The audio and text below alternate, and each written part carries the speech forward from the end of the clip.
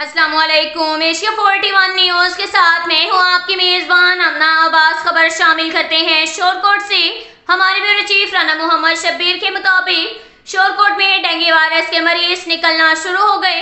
शोरकोट में dengue virus sir उठाने लगा। THQ अस्पताल शोरकोट में भी कई मुश्तबा मरीज लाए गए। 2 मुश्तबा मरीजों को अस्पताल में दाखिल करके इलाज शुरू कर दिया गया। इस मौका पर शहरियों ने कहा कि मुख्तलिफ इलाकों से सीवरेज का पानी फौरन खत्म किया जाए। शहरियों का ये भी कहना था कि चंद रोज कबल मुख्तलिफ इलाकों में डेंगू लार्वा मिलने की इत्तला मिली थी। मुख्तलिफ मुकामात पर खड़े पानी से डेंगू लार्वा पैदा होने का खदशा है। शहरियों ने मुतालबा किया है कि DC झंग नोटिस लें। इसके साथ ही ये एक और खबर शामिल करते हैं शोरकोट से। हमारे ब्यूरो चीफ राना मोहम्मद शब्बीर के मुताबिक पंजाब भर की तरह शोरकोट के गवर्नमेंट स्कूल में भी स्टूडेंट काउंसिल के इलेक्शन की गहमा गहमी रोज पर पहुंच गई।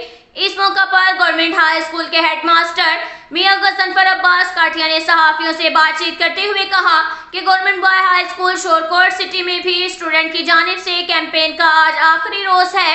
5 बच्चे सदर के उम्मीदवारों के तौर पर सामने आ गए हैं, जबकि नायब सदर के लिए 5 उम्मीदवार सामने आए हैं। जनरल सेक्रेटरी का उम्मीदवार बिला मुकाबला मुंतखब हो गया है।